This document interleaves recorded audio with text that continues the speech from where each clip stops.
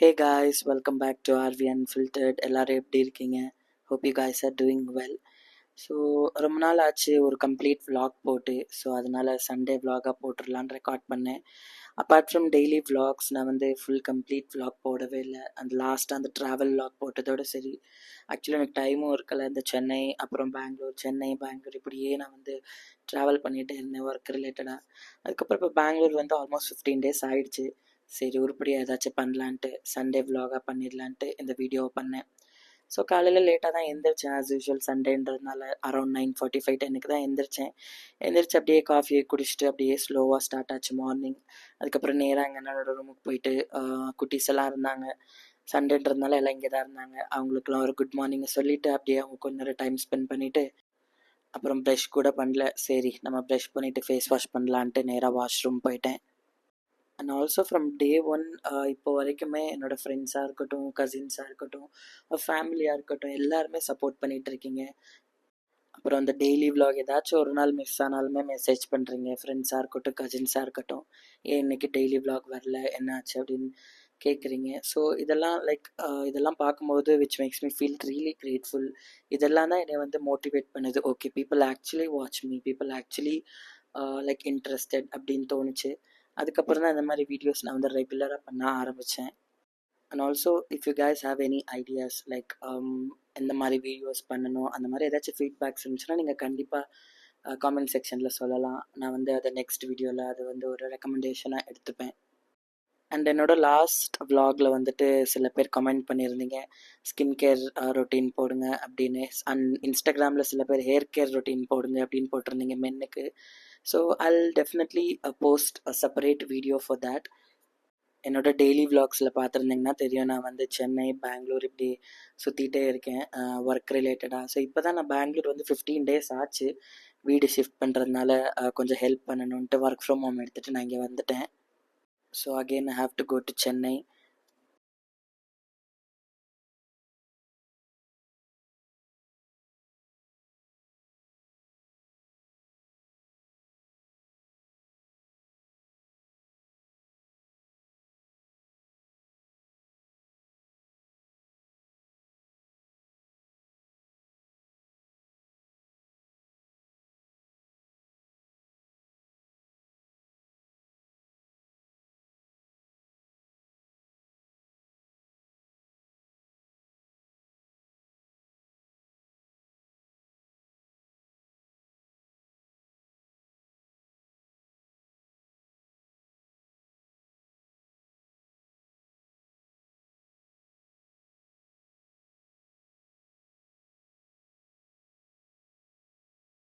ஒரு வழியாக skin care எல்லாம் முடிச்சுட்டு சரி சாப்பிடலான்னு கிச்சன் வந்தேன். அப்புறம் குட்டி பாப்பாவும் சரி அழுதுகிட்டே இருந்தாங்க. சரி அவங்க தூக்கி வச்சுட்டு அப்படியே கொஞ்சம் விளையாட்டு காமிச்சிட்டு தோசை ஊற்ற ஆரம்பிச்சிட்டேன்.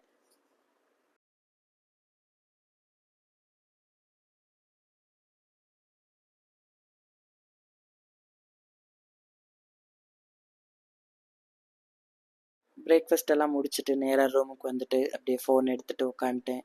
இந்த சண்டேனாலே கொஞ்சம் ஜாலி தான். பிகாஸ் நம்மளுக்கு கொஞ்சம் ஃப்ரீ டைம் கிடைக்கும், ஒர்க் இல்லாத ஸ்ட்ரெஸ் இருக்காது. ஸோ அப்படியே இன்ஸ்டாவில் ரீல்ஸ் ஸ்க்ரோல் பண்ணிவிட்டு அப்படியே கொஞ்ச நேரம் உட்காந்துட்டேன்.